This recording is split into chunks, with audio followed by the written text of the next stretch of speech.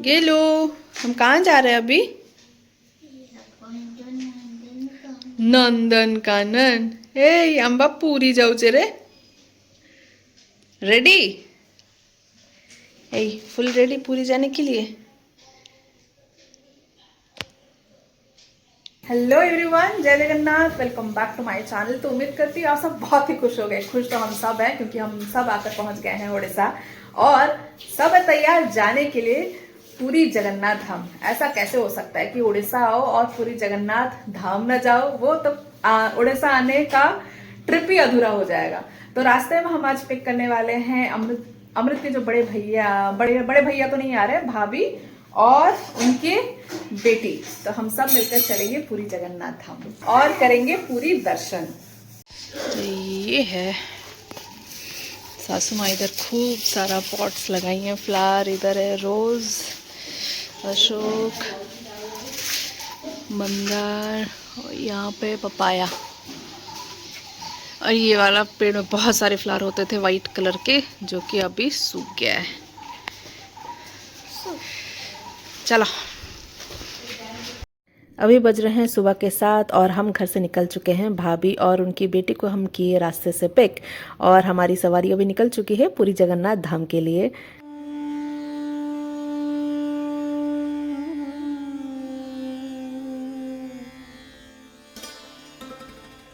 अगर उड़ीसा में हो तो स्ट्रीट फूड का मजा तो जरूर से जरूर ही लेना चाहिए। तो प्लान हमारा यही था कि ब्रेकफास्ट घर में करेंगे, नहीं करेंगे रास्ते में दही वड़ा ब्रेकफास्ट में। तो मैं यहाँ पर ढूंढ रही हूँ दही वड़ा जो फुल नखरा में मिलता है और वो बहुत ही फेमस है, पर शायद उनका स्टॉल क्लोज है। हम रुके रास्ते में दही वड़ा के लिए, दही वड़ा खाकर फिर निकलेंगे। तो कहीं और से ही हम किए ब्रेकफास्ट। किन लगुची दही वड़ा? ଭଲ ଲାଗିବ ସି ତାର ମୋର କମ୍ପିଟିସନ ହେଇପାର।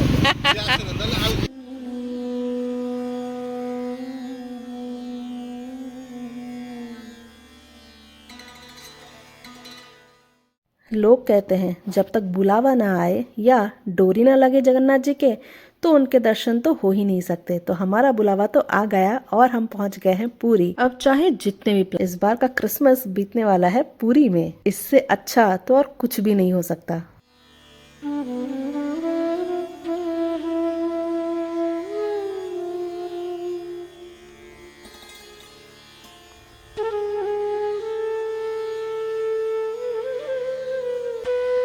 जगन्नाथ जी के दर्शन से पहले हम यहाँ पर रुके हैं माँ बाट्टामंगला के मंदिर पर, जो कि अत्यंत ही महत्वपूर्ण धार्मिक स्थल है।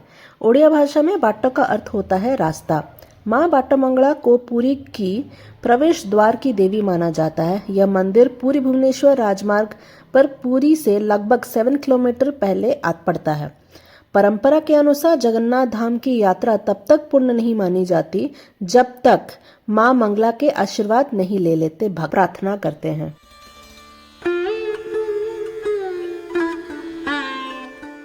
यह मंदिर 12वीं शताब्दी में राजा अनंत वर्मन चौड़गंग देव द्वारा निर्मित यह मंदिर कलिंग वास्तुकला की एक अद्भुत कृत है। यहाँ रत्न वेदी पर विराजमान है जगत के नाथ भगवान जगन्नाथ, उनके बड़े भाई बलभद्र और बहन देवी सुभद्रा। ये दुनिया के ऐसे एकमात्र देवता है जिनकी मूर्तियाँ धातु या पत्थर से नहीं बल्कि नीम की लकड़ी यानी दारू से बना, जो कि हर 12 से 19 वर्ष में नव कलेवर होता है जिसमें पुरानी मूर्तियों का विसर्जन कर नई मूर्तियां बनाई जाती हैं। उस दिन पुरी की हर सड़कें, हर गलियां, हर घरों की लाइटें बंद की जाती हैं।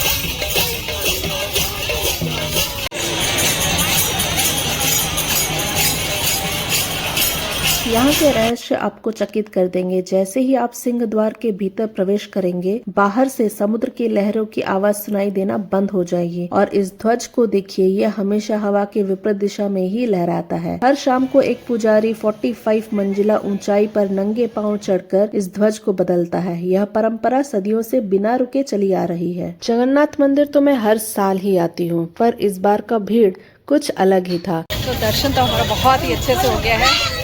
अभी चलते हैं, अगर होगा तो सी बीच की तरफ जाएंगे, नहीं तो और भी एक मठ है वहाँ जाएंगे जो कि है बहुत ही फेमस, अगर टाइम हुआ तो। यहाँ पर मंदिर में प्रवेश करने के लिए 4 द्वार है, पूर्व, पश्चिम, उत्तर, दक्षिण। पूर्व द्वार को सिंह द्वार कहते हैं और इतनी बड़ी क्यू आज तक मैं कभी नहीं देखी। बहुत लोग इकट्ठा हुए थे इस बार जगन्नाथ जी के दर्शन के लिए। जगन्नाथ जी के दर्शन के बाद हम सीधे पहुंचे आनंद बाजार, जो कि स्थित है जगन्नाथ मंदिर के अंदर। वहां पर भगवान जी को चढ़ाए गए 56 भोग मिलते हैं, जहां पर हम सब ने सेवन किया महाप्रसाद और हम सब निकले सी बीच के तरफ, क्योंकि ऑलरेडी हो गया था शाम का वक्त और हमें घर भी वापस जाना था। प्लान तो यही था कि एक मठो भी जाएंगे, पर वो हम जा नहीं पाए क्योंकि ऑलरेडी हो गया था रात का टाइम।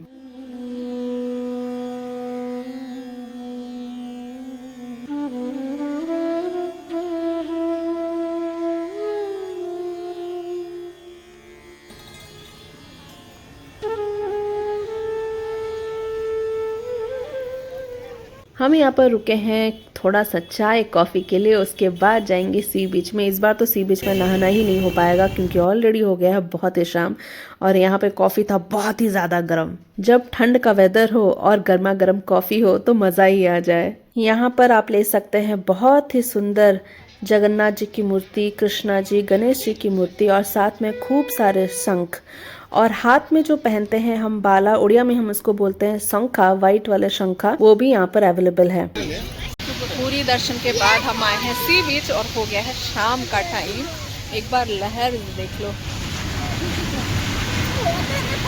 जगन्नाथपुरी में समुद्र आरती, जिसे महोदधि आरती भी कहा जाता है, हर शाम को 6 से 6:30 बजे के बीच होता है। यह स्वर्ग द्वार समुद्र तट पर की जाती है। यह भव्य आरती गोवर्धन मठ के शिष्यों द्वारा पुरी के शंकराचार्य के मार्गदर्शन में संपन्न की जाती है।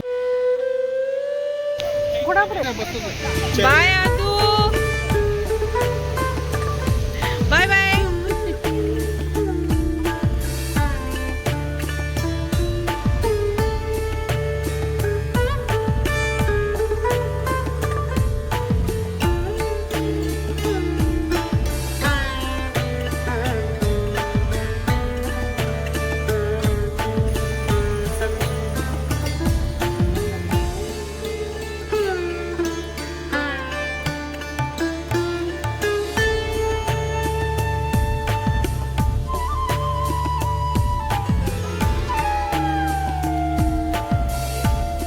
पूरी दर्शन तो हो गया।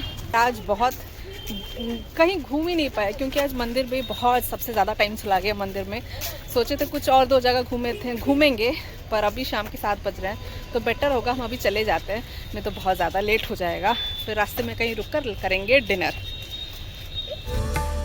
उम्मीद यही करती हूँ कि नए साल में जगन्नाथ जी के डोरी फिर से लगे और बुलावा हमें फिर से आए, तो हम फिर से कर पाएंगे जगन्नाथ जी के दर्शन। और अभी हम चलते हैं घर की तरफ। पूरी आओ और खज्जा ना खाओ, ऐसा तो हो ही नहीं सकता। ये है महाप्रसाद में चढ़ाया जाने वाला एक खज्जा, एक स्वीट डेजर्ट जो कि भगवान जी को चढ़ाया जाता है। ये हम रास्ते में लेकर जा रहे हैं घर के लिए।